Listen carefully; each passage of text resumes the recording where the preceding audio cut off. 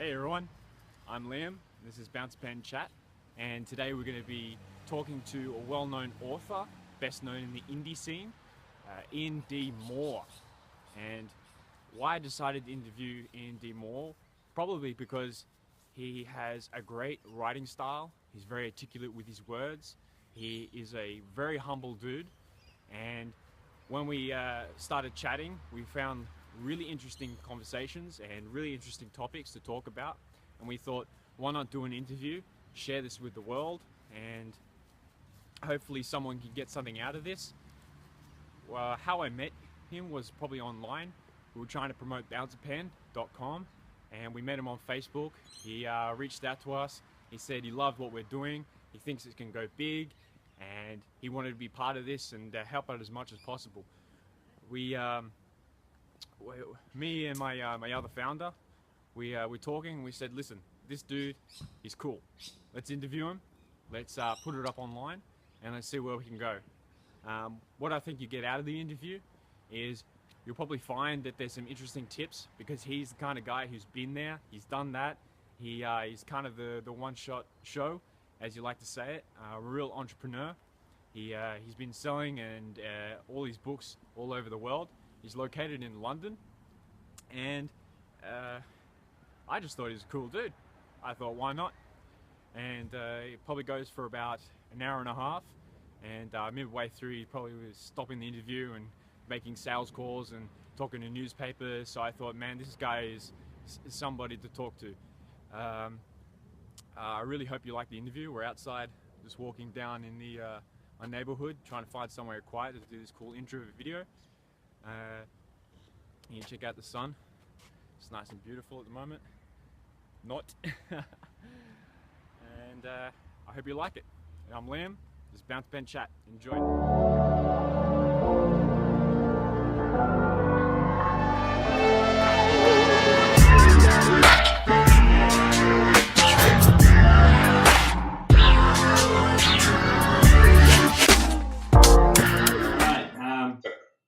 This is Bouncepen Chat Channel. I'm Liam, and we're going to be interviewing Ian D. Moore.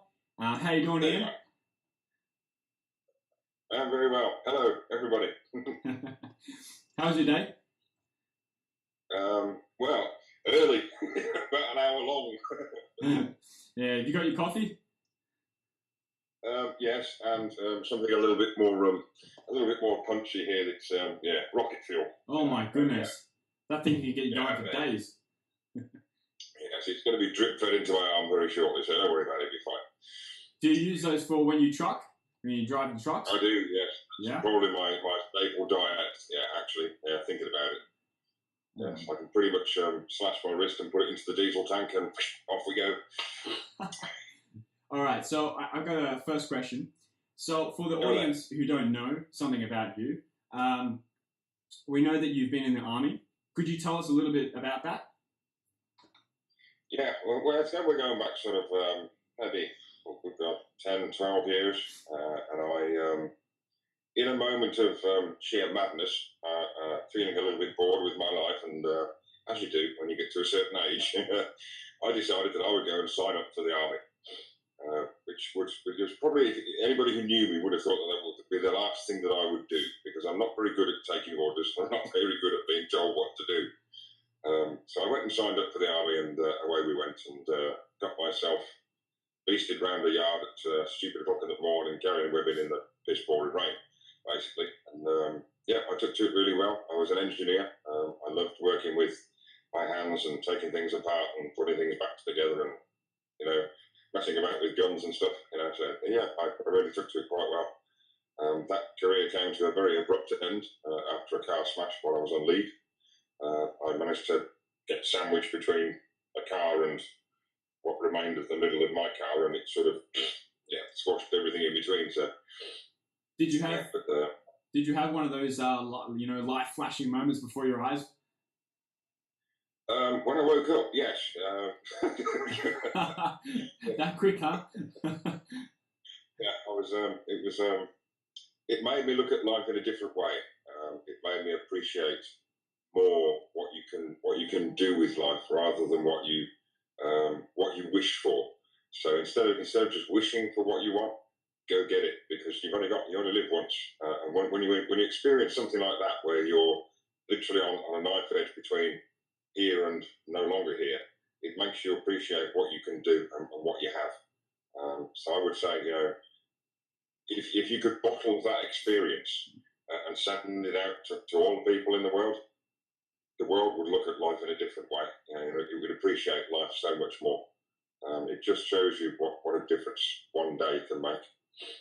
Do you think that you have to have those life-changing moments for everyone, or do you think that you can find that maybe in meditation or some other way? Maybe you do something now to help you maintain that state?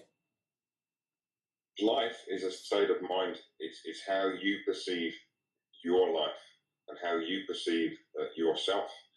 And if you can get to a state of mind where you are happy with yourself and happy with your life, then I don't think you don't need medication to do that. You don't need drugs. It's in here. It's a state of mind. If you can apply your mind to something, be it creative or productive or even fun, people have ways of releasing the tensions that they have. I write. That's what I do. I might truck God knows how many hours a week, but to meditate, I write. That's what I do. And I had to learn to do that. I had to learn to focus my mind into things that I would have put far too much energy in before I had the accident. I would worry about what colour the wall is on the living room wall is or something like that. It doesn't really matter in the big grand scheme of things. What matters is that you're able to live your life and enjoy your life and get something from it. Because it's a really short amount of time when you consider the age of the world and how long humans have been about. We only have 80 years. It's a drop in a very big ocean, really, isn't it? To make a difference, to really enjoy what you have. It's a very short space of time. It quite is. I mean, you can see it when you think back as a child, and you kind of, the memory fades, and you think, wow, that's kind of what it is. You live this moment, and then it starts to fade away, and it goes so quickly. Yeah, your life is much like the internet. It's a constant stream, and it's a constant revolving stream, and you start to overlap what you did as you get older. Effectively, you begin to get younger, because the way that you think, you slowly start you're losing some of the faculties that you used to have. I already got glasses on, and I need bigger ones than that yet, because I'm struggling to see now. But you eventually go back to the way that you were when you were born. It's a life cycle. That space in between is so short. It's so short compared to everything else in the world. I mean, you take a tree can live for a couple of 100 years. We have 80 years at best if you're lucky. So it's not a great length of time at all to make a difference. I mean, if it's important to use that time. You should use that time with your mind as well. It's about how you think. It's positive mental attitude at the end of the day, isn't it? So that's what you need. Now, talking about positive mental attitude and writing to de-stress and get those tensions out, do you think that there's a good reason for writing, like you said, with the tension, or do you think that some people can do it for the wrong reasons? Do you think maybe some people write, to prove something? I think the thing about words is that they're extremely powerful tools. You can use them for good, or you can use them to incite bad and hatred. I think that's a misuse of words. You shouldn't impose your views upon anybody else. You can give them a choice to believe them or not, but you shouldn't impose them. Words, to me, they carry a lot of weight, they carry a lot of power. You can invoke emotions, you can start wars, you can end wars with words. That's the difference. I think more people should read. We should encourage it more in schools. We should get the kids reading books instead of looking at mobile phones. It would improve their vocabulary. It would improve their understanding of different worlds. Because there's a quote I read not so long ago, and I think it goes something like, "The man who never reads lives only once. The man that reads constantly can live 1,000 lives." And that's true, because every time you get into a book, you end up in somebody else's life. You're into their mind. And you can lose yourself in a world of stories, and that's what it is for me when I write. I put myself into a different world, so I pick a story and I'll write the story, and I can be in a different world besides planet Earth, and that's the beauty of writing and reading. And I think we should encourage that more in schools as a matter of course, because I mean today's kids, the kids of today, they can text, you know, they can do 300,000 miles an hour up with their thumbs, but give them an essay or give them a book and they really don't know what to do with it besides put a cup on it. So I think we should do that more. We should encourage more reading in schools. It's funny, when I first started reading books, I found that I kind of could understand people better and their perspective when they were talking to me. Do you find that happened to you? Absolutely. I mean, I read far more now than I used to. I used to read a lot when I was younger, but then in those days, kids were made to read. You had to go and read a book. You'd read probably one book a week. A teacher at school would give you a book, say, read that. We're going to have a discussion on it later on. That was a matter of course. They don't do that anymore. Then I took a break from reading with work and kids, and you know, those things sort of got in the way. And then I eventually began to write. And you can't write unless you read. You've got to read to be able to, you know, to write stories. It's hand in hand. Not only do I learn different proses and different character organisations, different plot lines, and the styles that other people write in, but it gives me a better understanding of how to use the words that I've got in my head. We have tens of thousands of words in our brains. We know the words, but we might not necessarily know what they mean and how to use them and when to use them. If you go back 2 years when I just started writing my first book, which was this one. That was the first book I wrote. And it took me about 9 weeks to actually write the story. And I wrote this story on one of these Samsung mobile phone. So I put it all together while I was at work, truck it away, and every time I got to stop, I would write another paragraph, and it was originally posted live to Facebook. It was going to be the first story ever written on a mobile phone, posted in real time. And that's what I did. Now, it was unedited, it was rough, and there were some catastrophic autocorrect errors when I was posting to Facebook, but it was readable. You could read it, you could understand it. You might have to decipher the odd word, but you could read it. You got the idea. When it got to about 60,000 words, 60,000 words on a mobile phone is going some. I mean, most teenagers could rattle that off in about 10 minutes by now. Yeah, I started doing that in between work, so I'm trucking away, parked up at my depot, waiting for a load, right on the mobile phone, post to Facebook, next chapter. When it got to be too big, and it did get to be quite big, there were a lot of characters rattling around in my head. I eventually took it off Facebook and turned it into that book. That was the first one. So it took me about 9 weeks to write it. It's 112,000 words long, I think. And then it took me another 9 months to learn how to write it properly.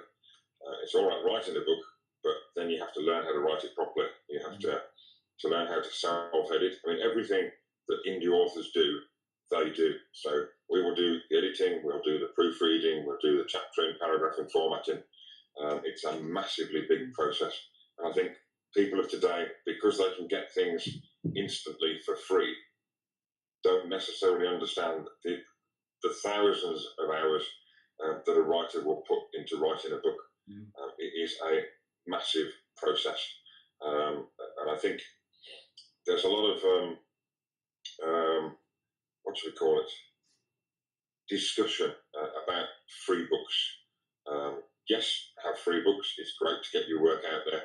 But the downside being is that readers now, because the heavenly super authors up there, such as your Stephen Kings and your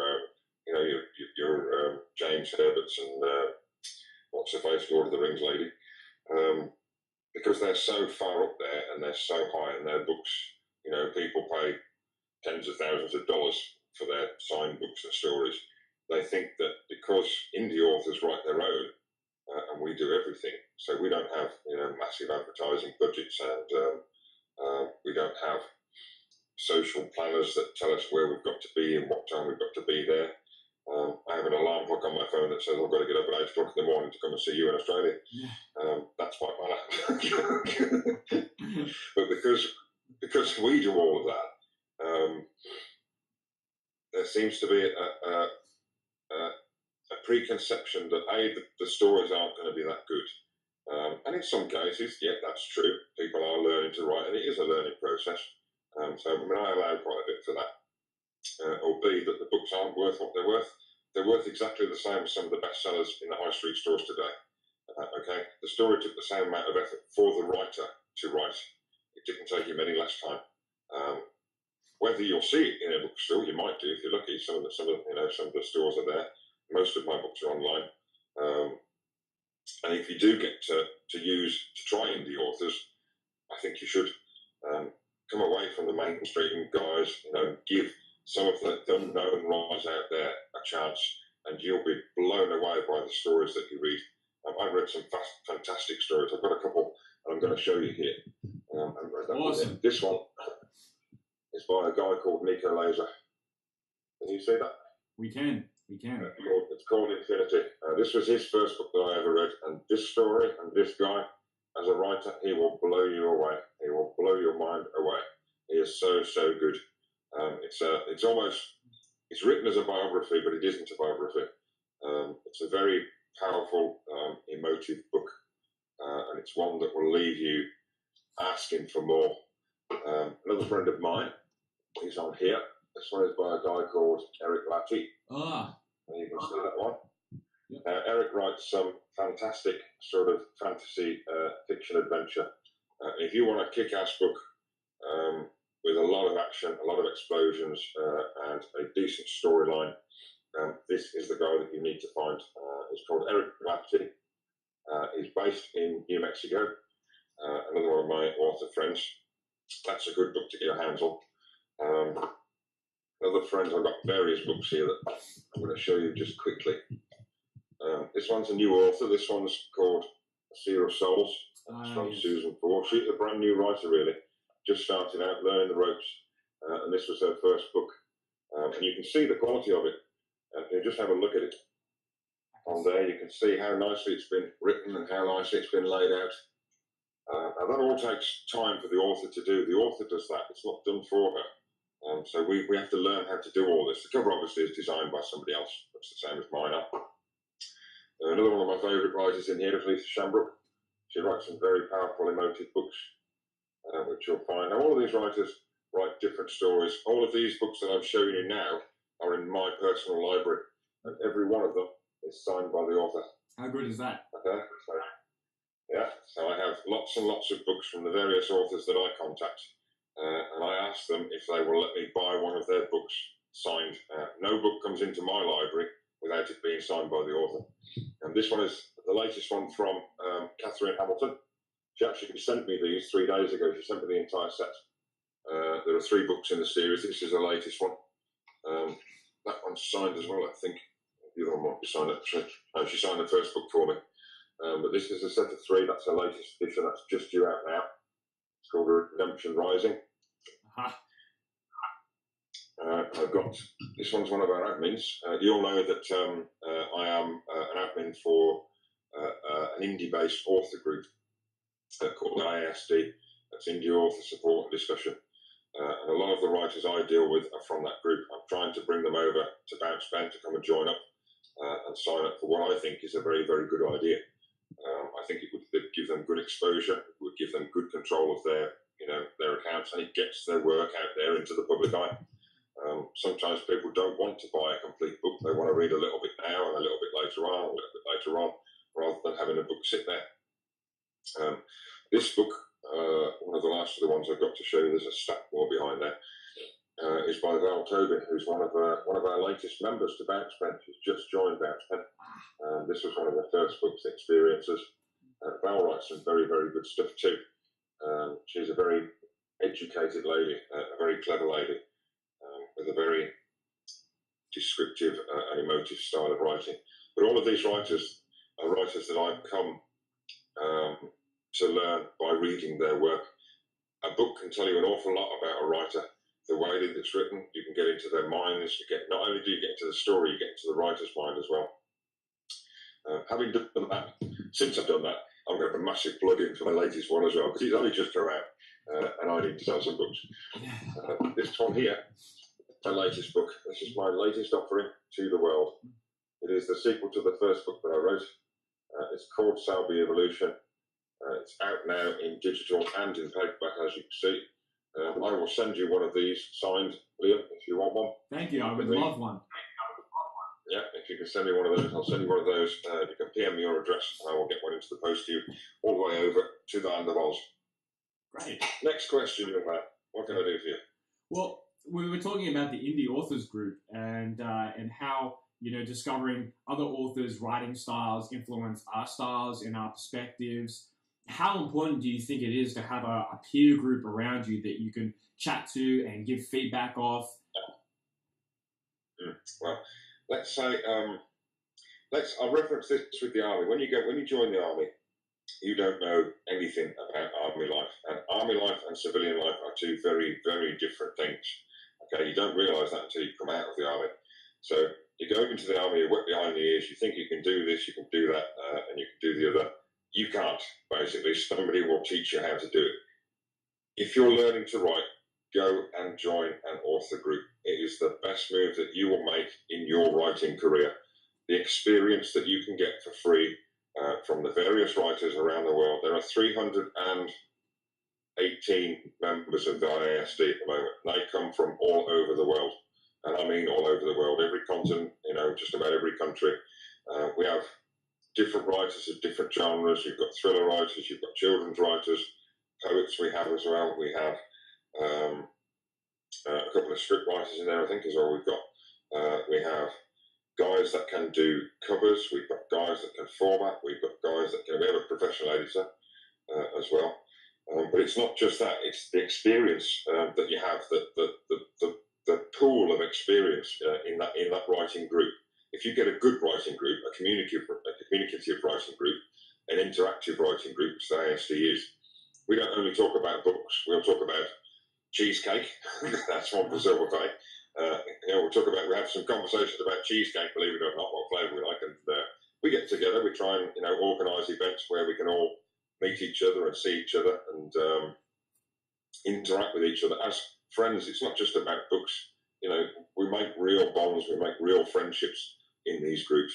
But these groups, such groups like this, you've got experienced writers who've written 10 or 12, up to 20 odd novels. And they're out there, they're published, you know, they're really old hand at this, so they're very, very, very good, very experienced. Up against, and they're stood shoulder to shoulder by people like me who've written, you know, 2 books. I put together 3, but I've written actually 2 for myself. So I draw on their experience. By the same token, I bring what I can give to the group. So I do most of the website updates for pictures and profiles. Melanie Smith does the author profiles. We have a bunch of authors that do different things that contribute to make the group work as it does. So what I would say to you is, if you are serious about writing a novel, and I don't mean, you know, just turning out one of these 45-page self-help manual things that, you know, you can find from Google, you can put it on a Word document, you can print it. Bob's your uncle, you've got a book, but it isn't technically your own work. It's not something that you've made up. It's something that you copied and pasted pretty much. Okay? There's a difference between indie writing novels and indie writing the sort of self-help books that you can get that are yay thick with basic internet stuff that you can download. Anybody can do that. Not everybody can write a full book. If you're going to write a full book, make a commitment to do it properly to the best of your ability, because what we want to do, we're up against some of the best writers in the world. Everybody vies for a sale. Right? That's the bottom line. It's how many books you sell. And we are nonetheless, indie writers are nonetheless than the skyrocketed authors up there on the top of the shelves. We're all vying for people to buy our books. The way we get people to buy our books is with the quality that we write and how we write. So if you're going to turn out a book that has multiple errors in it, multiple line errors, it's not formatted properly, there's words and phrases all over the place that shouldn't be there and commas in the wrong places and stuff like, just stop and think what that makes the reader think of, not just your work, but every other indie's work. It's a domino effect. It has a domino effect all the way down the line. It only takes one reader to pick up 2 books by an indie author that they don't know, and they're both poor quality. and that will put them off indie authors for life. They'll go back to the people they know because they know that their money, it doesn't matter whether it's 99p or £99 that are paying for a book, it's their money, and you want to give them as a writer. I want to give them as a writer something they can, that is worth what I think, their money. It's worth their time to read. And I think all indies need to take on that attitude so that we can raise the bar for ourselves and give our readers the same quality that they can expect in the high street. By giving them the same quality, we can charge the same prices at the end of the day because they're getting exactly the same as they would get from one Chinese restaurant down the road to the one Chinese restaurant up the other road. Same meal, same quality, same price. Same book, same quality, same price. That's what we can do, and that's what we should do. That's what all indies should be working towards. Now, unfortunately, there are those out there that see producing books as a fast buck. It's just a way to get money out of the unsuspecting public for what they're buying. Hopefully, that will be clamped down on. It's something Bouncepen, you and Bouncepen, and I will do my best to prevent from entering, this entrepreneurial expedition as it is that you're just starting up now. It's something we need to keep an eye on, the quality of the work that's being submitted. Yes, by all means, we can have, I mentioned it to you the last time we spoke, what's called a critique corner, where works are submitted to this, to be critiqued by experienced writers or even the general public if you want, you can do that. That might be a good idea as well. But the quality of the published works that come onto the site need to be at a certain standard before they should be released for public sale. Because to my mind, if I'm asking somebody to part with their hard-earned cash for my works, for what I write, I want to give them their money's worth. I want to give them a good story that they can actually physically read without having to decipher and understand. And not only then am I getting them into my brand, because every author is a brand. At the end of the day, we're all brands. We're all trying to sell books. My name might not have 2 golden arches on it, but I am Ian D. Moore. I'm a brand. People will come to know me by my name and my books. Hopefully by the quality of the stories as well. But that's all we can aim for. So it's important to have a quality standard, a standard of quality. If you go onto Amazon now and you can pick a free book or a 99p book, I'll pretty much guarantee you that there will be a lot of errors in it. There will be a lot of formatting errors in it. Okay, yes, 99p. 99p is a drop in the ocean. But I can go and I can buy, a book like Sea of Souls. I can look at that and I can get that at 99p. The same book, 100 plus thousand words, and I know that book is going to be fully edited, which will have cost the author a lot of money to do. I know that the cover is going to be properly designed if I buy the paperback version. I know that the text inside will be grammatically correct. It'll be edited. It's all been laid out nicely. I know that my 99p is going to get me a bloody good book at the end of the day. Whereas I'm not one of those people who I can't say I won't read a book if it's not written properly. I understand that people are learning how to do things. I get that. I've been there myself. I've done it. I'm still doing it myself. Give me 1 minute. I've got a delivery. Yeah, sure. What do they call you? They called me. They phoned me. So I had an audio book company as well on the phone the other day. They were trying to get me to put the books into audio format, which I'll consider maybe later at some point, but not right now. The trouble is, you get, as a writer, as an indie author, you get sidetracked. There are so many people. You've got bloggers and advertisers, and you've got your own promotional stuff to do. You'll notice that the sort of T-shirts behind me, I make those myself, along with the various bookmarks and stuff that we give away, and I do all this myself. So you get sidetracked, and the more you get sidetracked, and you're trying to go hammer and tongs with social media, so you're constantly listing your books and you're constantly having conversations with other people, and I can waste an entire day on social media and not write a single word. The problem is, I want to write. When I get free time, I want to write. I want to sit down. I want to write a story. That's what I want to do. But indie authors, they have to do everything. You've got to do everything that goes behind the scenes of selling a book. It's not just about writing, putting a cover on it, and sending it out there. there's so much more that needs to be done.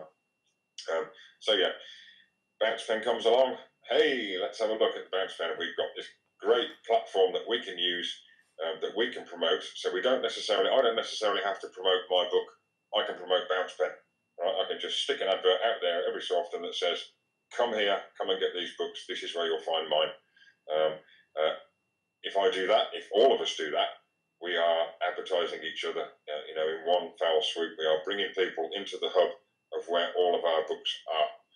Yes, we can still advertise our books separately, but our main hub wants to be Bouncepen.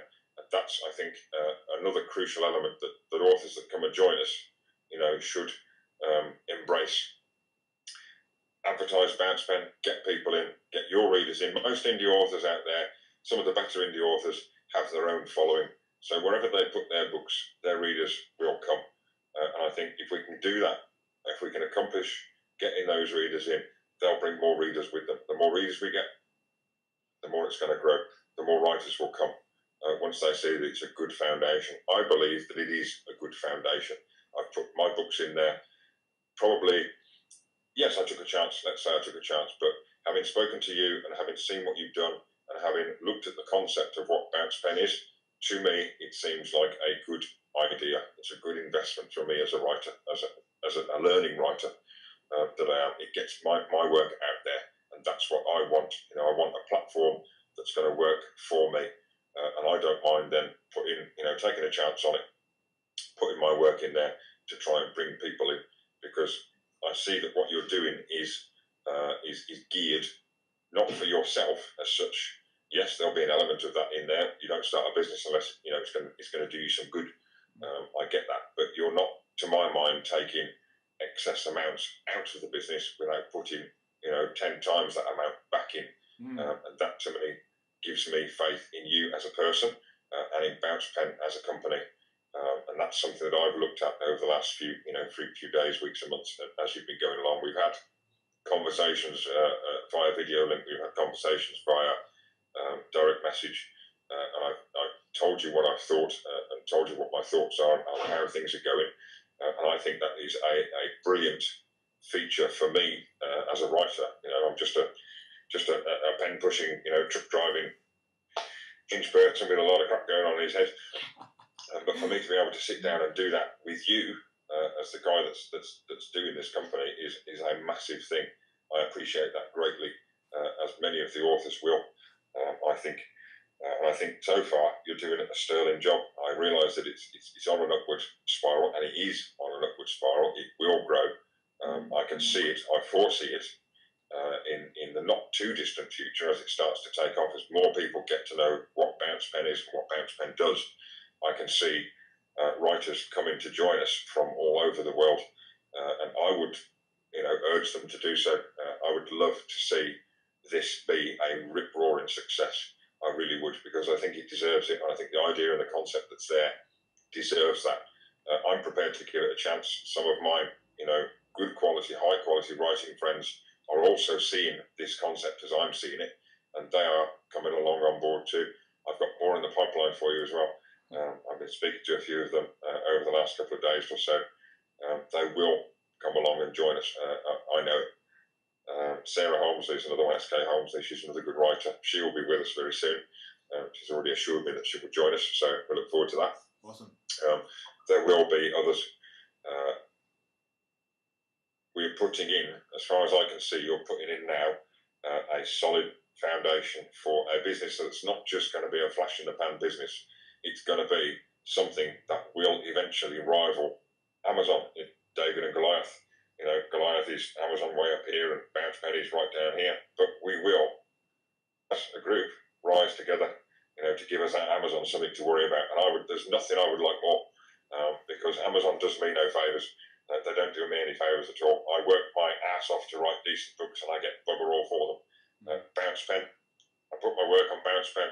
People read my book. I get $1.60, I think it works out at, to read the whole thing. But I get that. It's $1.60 I would never have got in 10 sales from Amazon. It would have taken me 10 books to be sold to make that kind of money.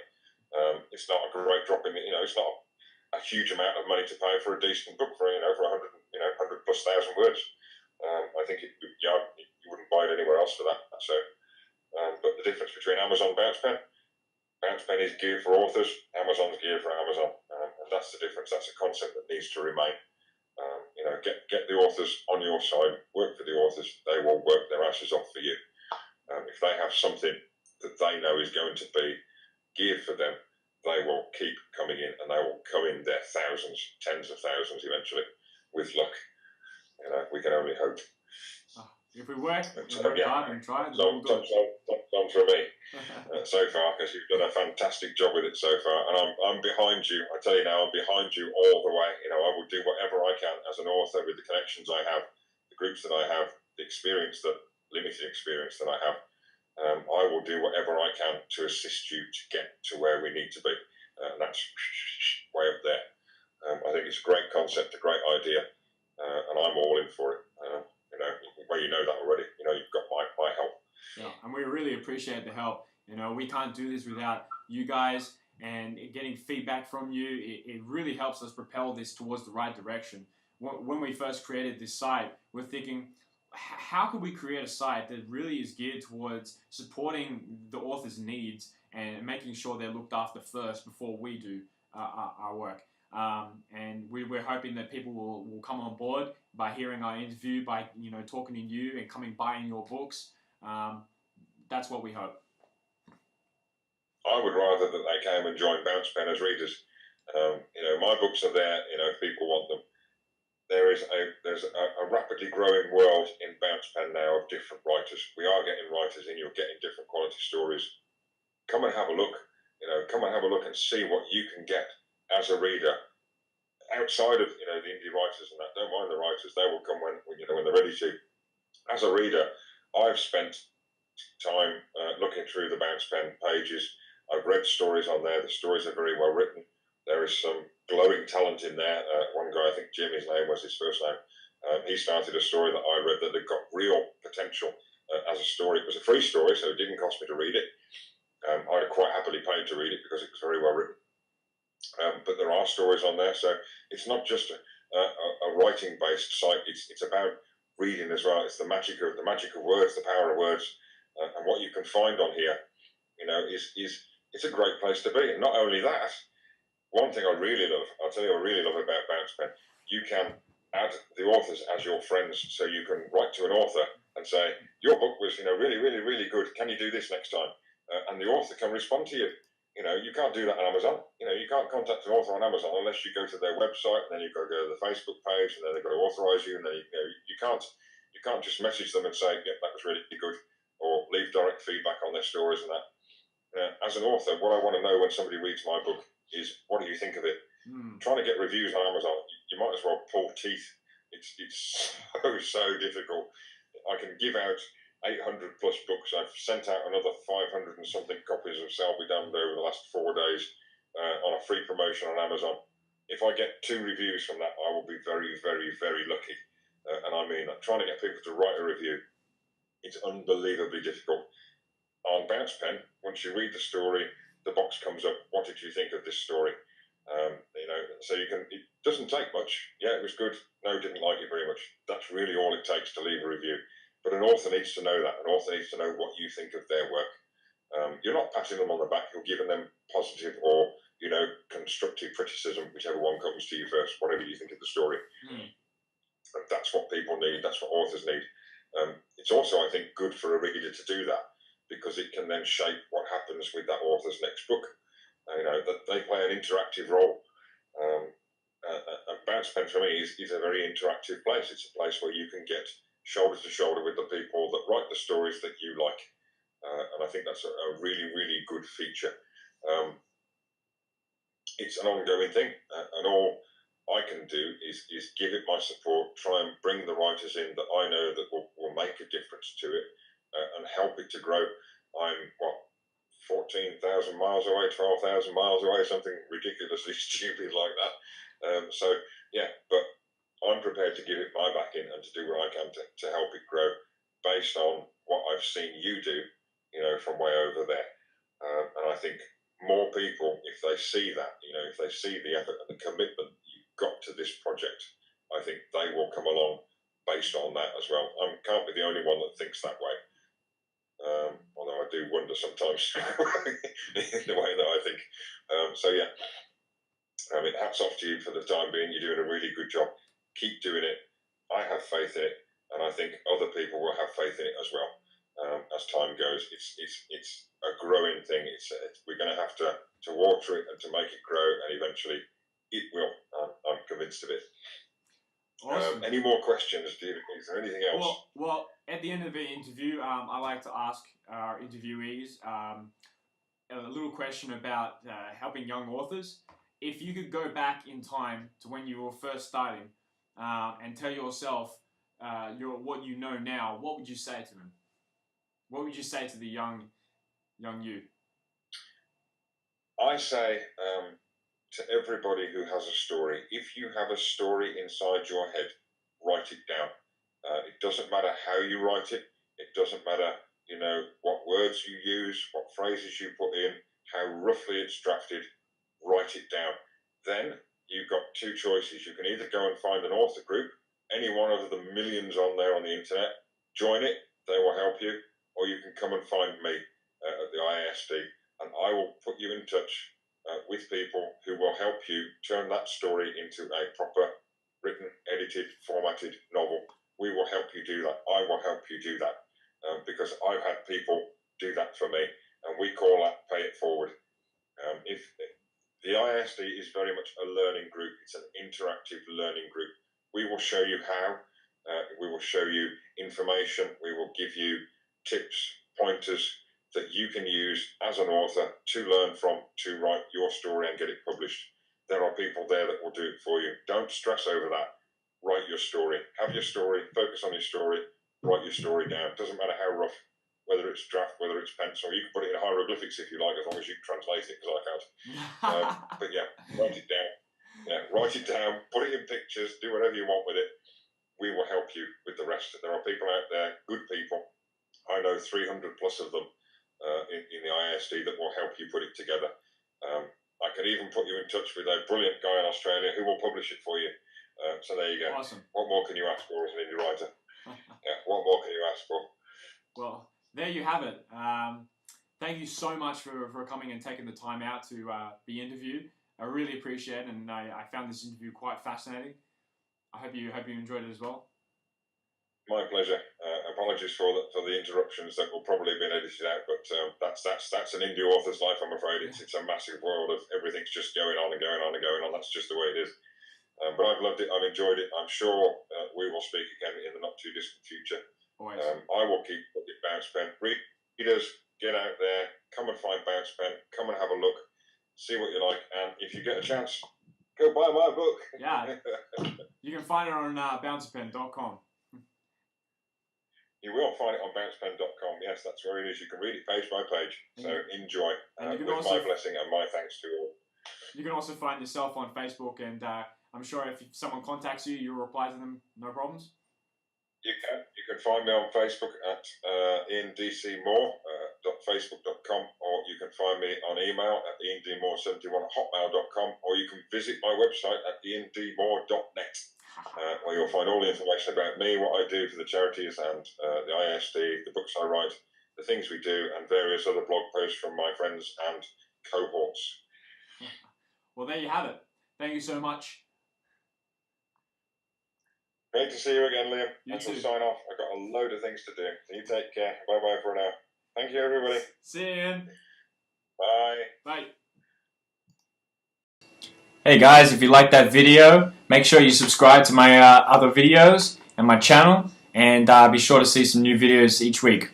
Thanks guys.